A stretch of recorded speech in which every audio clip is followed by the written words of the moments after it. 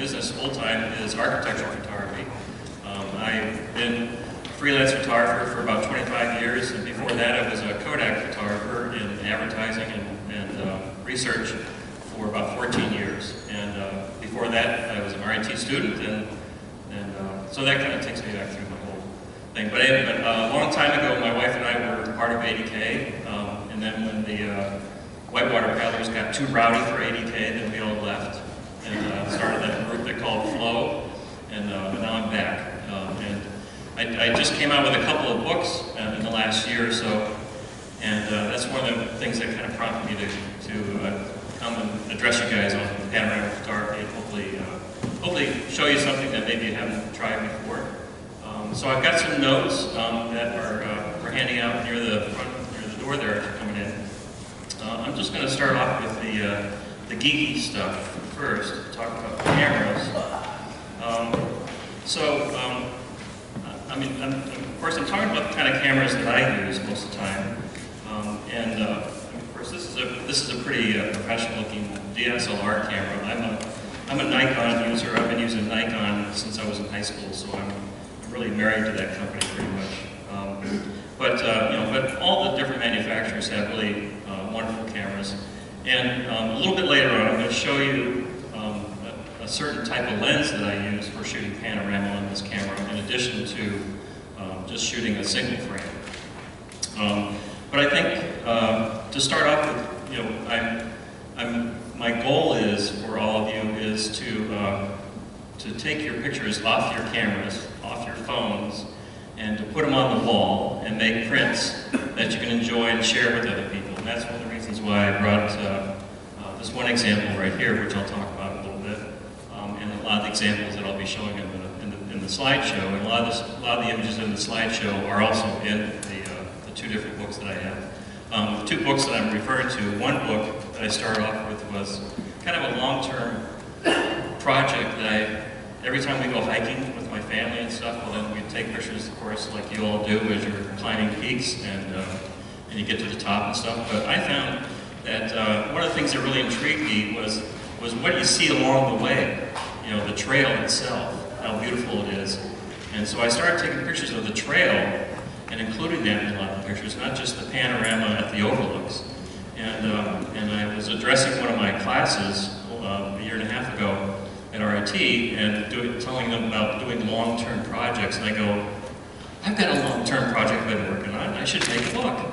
So I went to one of the companies that you can get books done fairly cheaply with, and put together the first book called The Trail.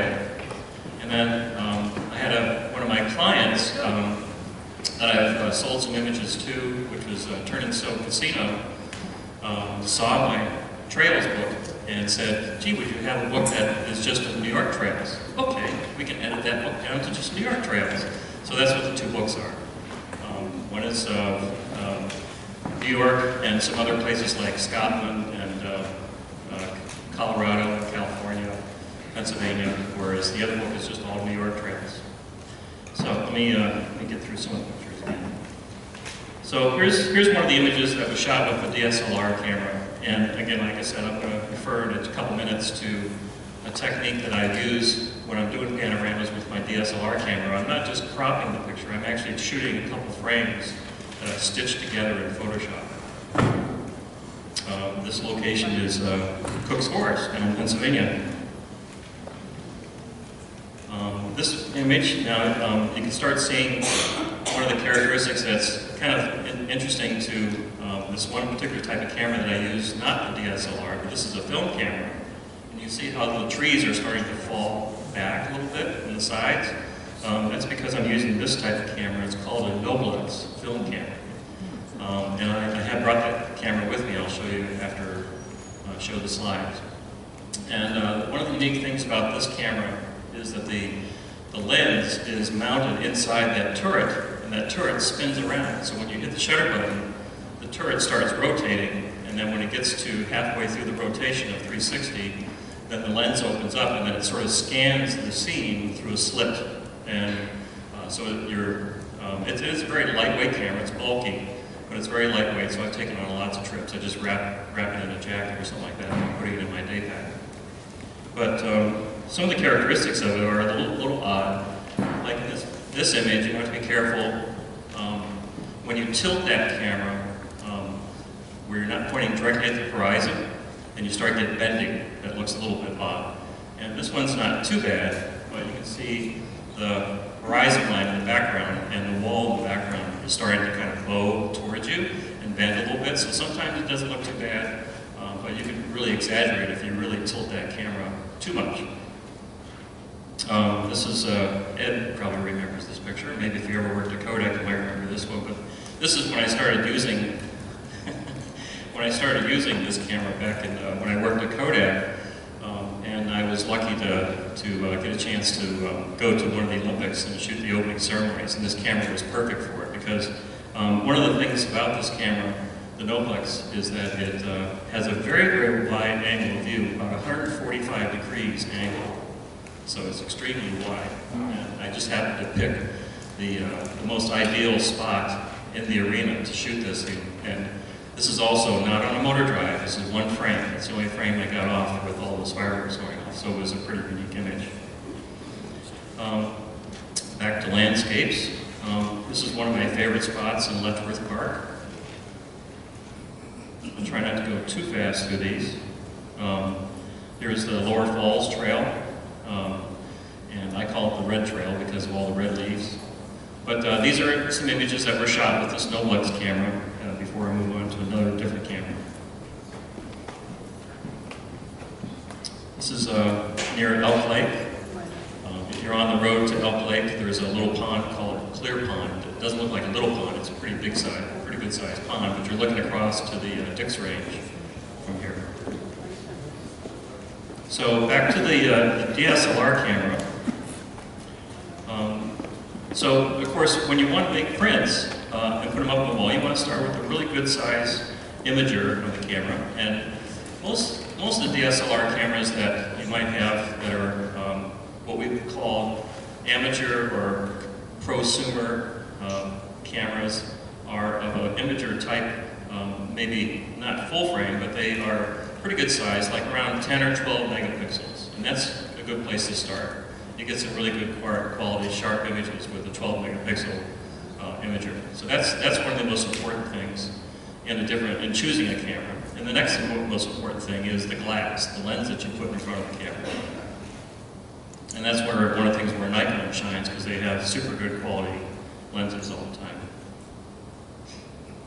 This is a new style of camera that Nikon just came out with recently called a mirrorless camera. And it's lighter.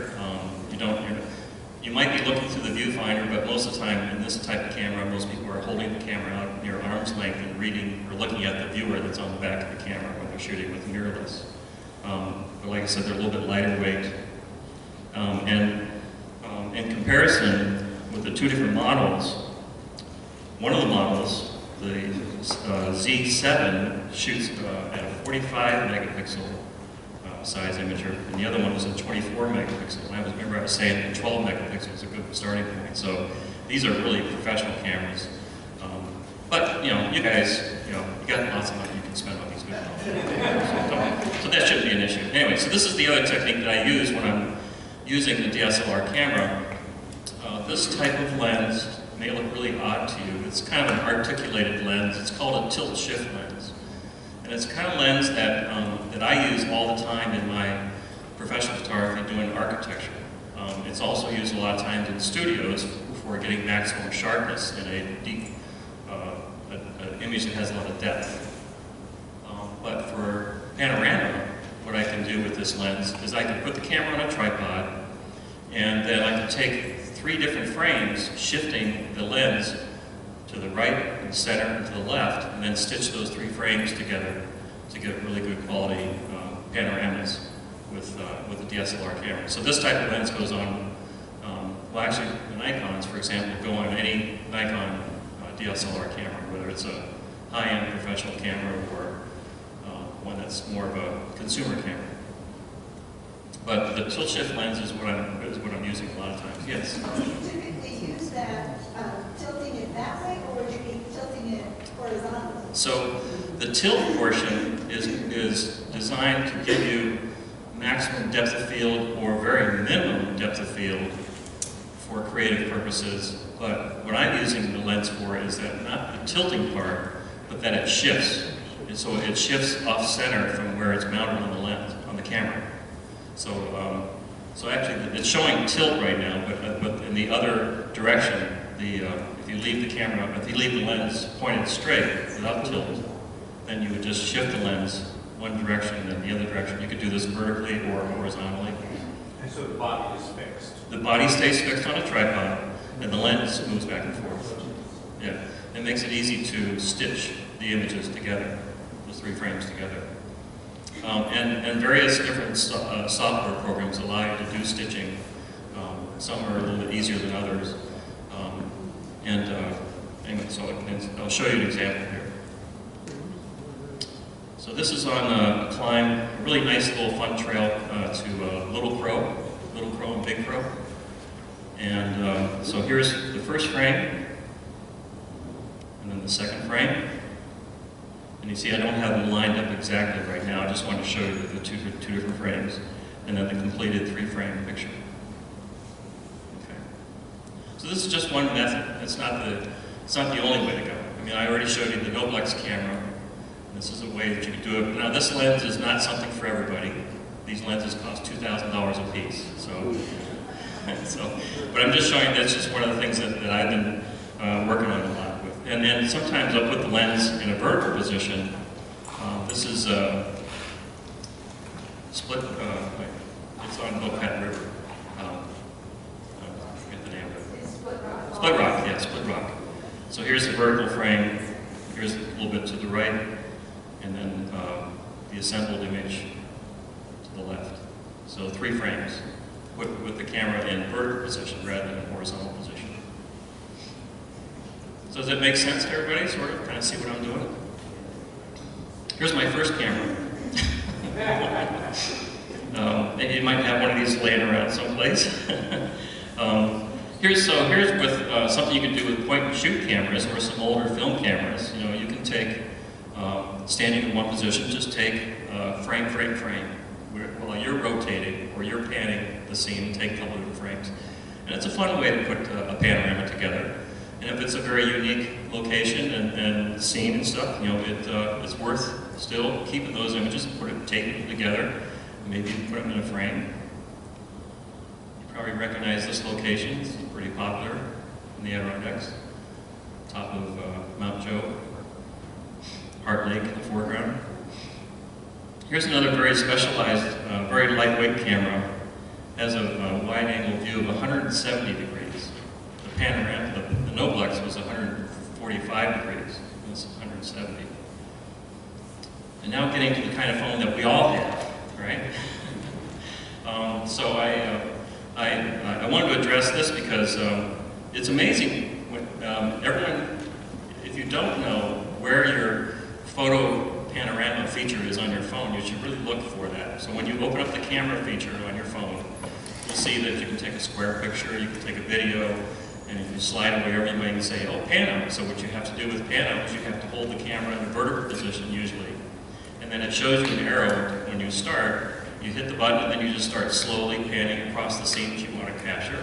And it's amazing the quality that you can come up with those. So this image was shot with the Noblex a long time ago. Actually, a little funny story about this image in Letchworth. It's not a falls that you get to see very often because this is in kind of a restricted area of the canyon in Letchworth. It's upstream from the lower falls. So my family and I have a funny name for it. We call it the upper, lower, little, middle falls. So later on, you can come up and take a closer look at a couple of these examples. I'm just going to throw one word up there for right now.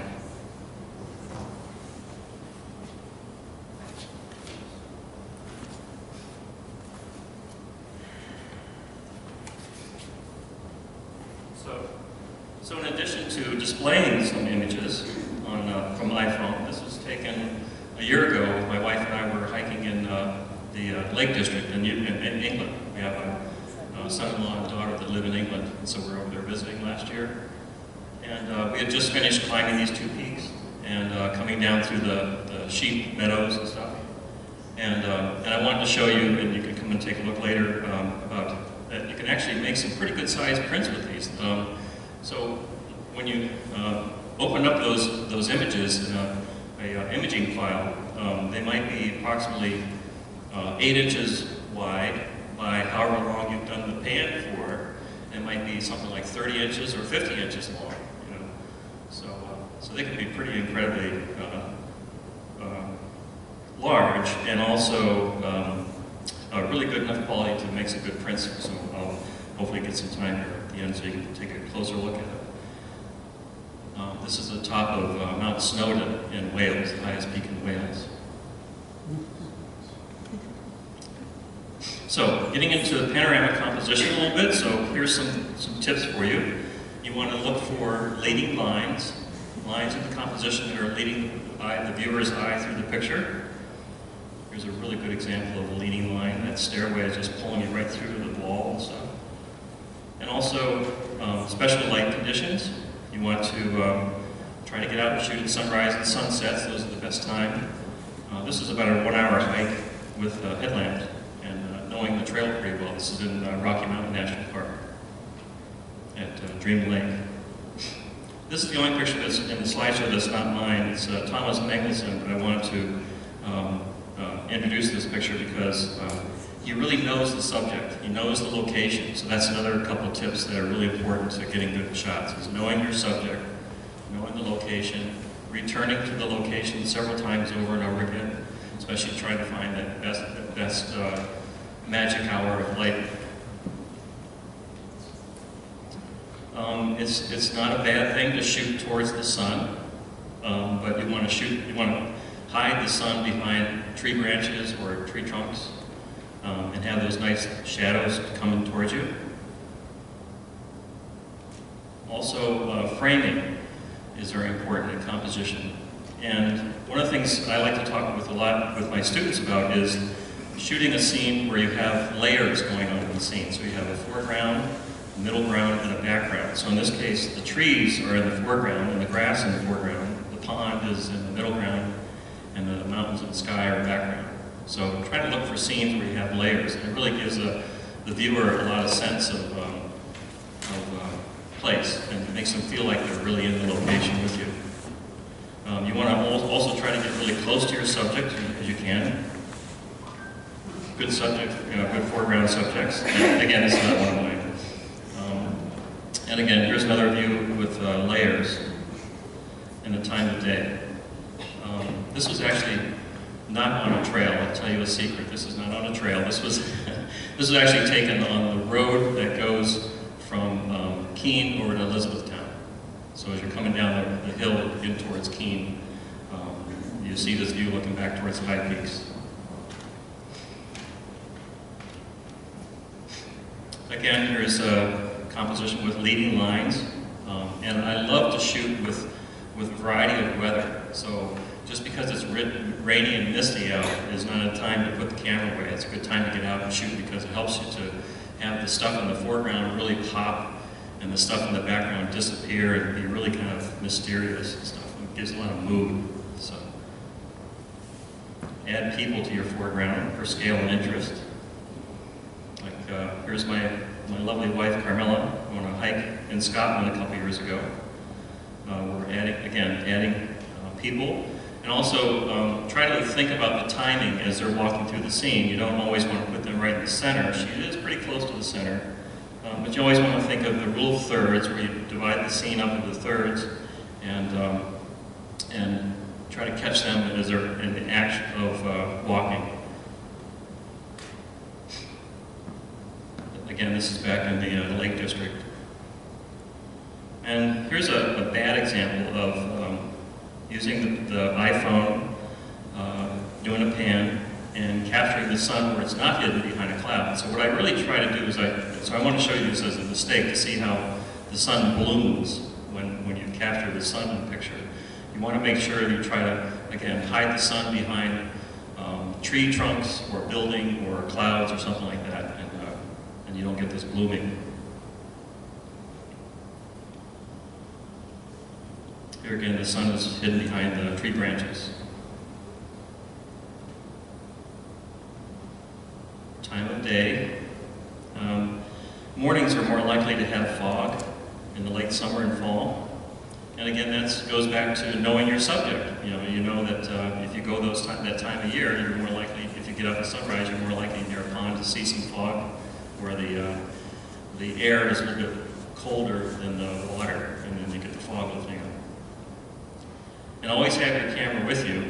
This was a real surprise on a canoe trip on Lowe's Lake, where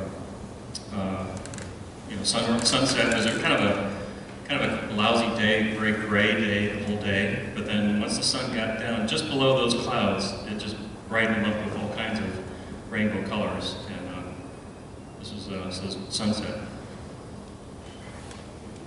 Actually, you'll probably find this scene right now in Letchworth, because the trillium are all popping right now in Letchworth.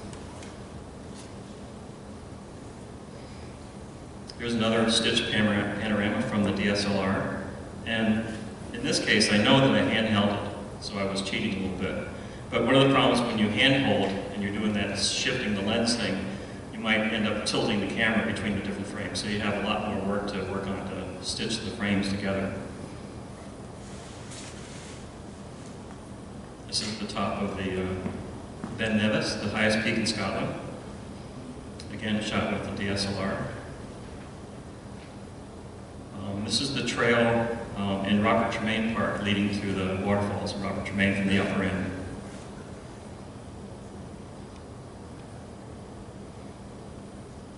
Damn, look how sharp is around my screen down here.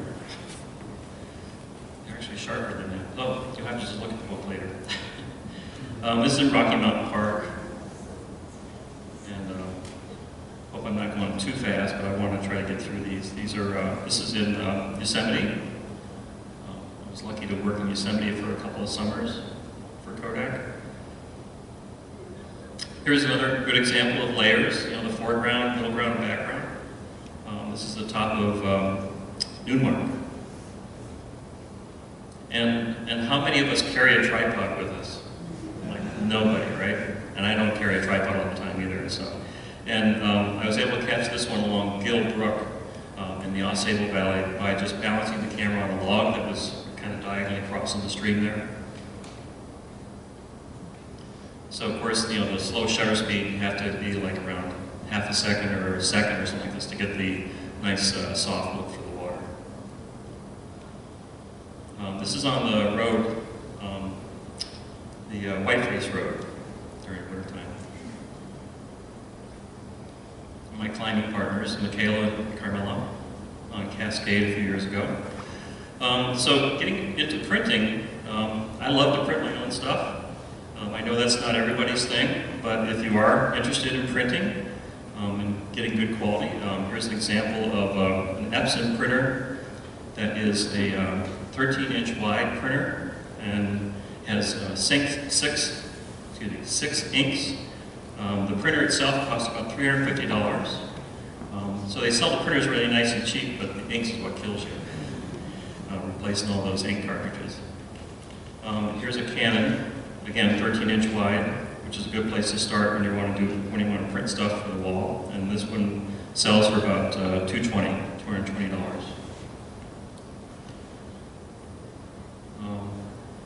Again, well, I know the other thing I want to mention, and I have in the notes about the iPhones and stuff. The phone that I'm shooting with is a 5S, which is pretty old, and it's an 8-megapixel camera in that phone. Whereas a lot of the phones that you have nowadays are 12 megapixels, so they're even sharper than what you can see with the images that I've got right now. I shot this one just the other day on Saturday at Letchworth. It's a 120 inches wide by 33 inches tall, and it's a 60 megabyte file off the phone. Amazing. Here's a couple of iPhone pictures from my daughter. Took a trip to the Southwest a couple months ago and shot these. Again, this is a 60 megabyte file, 113 inches long. We haven't printed it yet, but I know the quality is good. And so if you want to send your work in to someone else to have it printed, Here's a company called artmill.com. I think I might have mentioned it in the notes. I don't know what the cost is, but I'm sure it's under $100 for a nice big print like this. Okay, here's one that's 60 inches wide for $154. So just to give you a couple examples of getting those prints made and then getting them up on the wall. And then there are some book publishers. If you have a project that you've been working on, and if you've been hiking and climbing in the Adirondacks for quite a while, I know you've all got projects. You just have to dig them all out, assemble them, edit them, and get them into a book. And the software is not that difficult to assemble them into a book. And the company that I go to most of the time is blur.com. I think I mentioned that in the notes, blur.com. But there's other companies like Artmill and Kodak.com. And again, here's one of the covers, the first book that I did, The Trail. I also included a bunch of little quotes in there from John Muir. And then the second book I did was New York Trails, edited down, which is just the New York Trails. And here's my buddy, my lovely wife, Carmela. Up on the table, I have a couple examples of the books, if you want to leaf through them. I have some promo cards you've help yourself to, and some business cards. And before I go any further, I want to show you that Noblex camera. Take that out of the case real quick.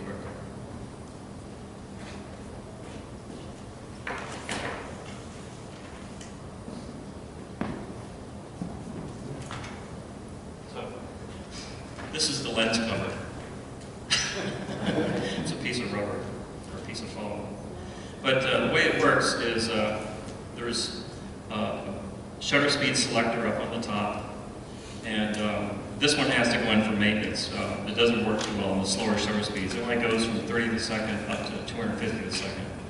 But if I put it on 125th of a second, and then the shutter button's over here, and the film crank right here, I have to hold my fingers on the inside of these two guides, otherwise my fingers would be in the picture. That's how wide it is. So if you look carefully, it's not going. Didn't work the other day.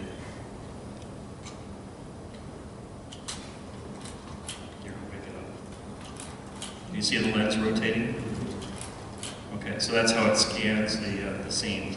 And so like I said, the lens right now is looking this direction, and then when you hit the shutter button, the rotation goes this way to get it up to speed, and then by the time it gets to this point, the lens opens, so then the lens is open while the slit is scanning the scene that you're looking at. So, but it's fairly lightweight. I've even shot pictures from my kayak cruise.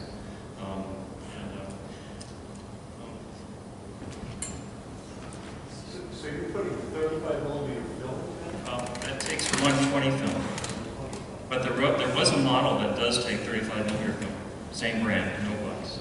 So the split is progressively imaging across that piece of film inside? Yes, on the inside, right. Yep. So the other example. So the other example that I have, also the top image, this was from the iPhone, and this is in the book. It's a picture from the top of Hurricane, but this was shot with, I believe it was 5 frames on my DSLR camera, panning and using its stitching method with the DSLR camera, looking at back at the high peaks and stuff. So I don't have anything more that I was going to show you on the slides, except I'll put some slides to keep running while we're talking. But if you want to come up and take a look at pictures up close, or maybe it might be better light on the table if I put the prints over on the table. And then if you have questions, anyone have any questions right now? What's that location? This is on top of Mount Snowdon, the top of the highest peak in Wales. Yeah. You like a particular photo kind of thing? Well, since I'm a professional photographer, I do a lot of work in Photoshop. But there's another program that's a little bit easier called Lightroom. And Lightroom covers a lot of different types of features you might want to do, whether it's just editing and managing the library of your pictures, to printing, to sending pictures to the web, or even putting pictures in a book, the Lightroom program has all those, we call them modules, as part of the program. And there are easier software programs than those, but Lightroom is one that's very encompassing and not real hard to learn. So, and some other questions? Yeah. I notice on yours when you're doing the panoramic, like with 3 frames, Stitching? your exposures on all 3 frames come out really nice. How are you maintaining that? I've shot some of the panoramas where by the time I get to the 3rd frame, the exposure is different than the first one. Well, yeah, one of the things I kind of glossed over, didn't mention, is that I have to make sure that I focus carefully on the scene before I start doing the stitching. So I keep the focus locked down, manual focus, and then I put the exposure in manual setting also, so that the exposure setting is the same for each frame. And then I might have just very slight variations in exposure when I'm stitching, but it's easy to fix a little bit. But you have to do this with manual settings. You can't put your camera in automatic, because if you put your camera in automatic exposure, it's going to read back all the little bright and dark areas in the scene and adjust the exposure accordingly. So you lock the exposure basically. Yeah. Any other questions? Okay, well, I'll bring the prints over to the table where the lighting's a little bit better. You can turn the lights Yeah, on. we Oh, okay. turned it down. To see this a little better. Okay, I'm going to let some slides run on the screen while you guys want to take a look at stuff. And help yourself looking through the books. I did bring 2 books that are for sale if anyone's interested in buying them. So come on up. And thank you for coming tonight.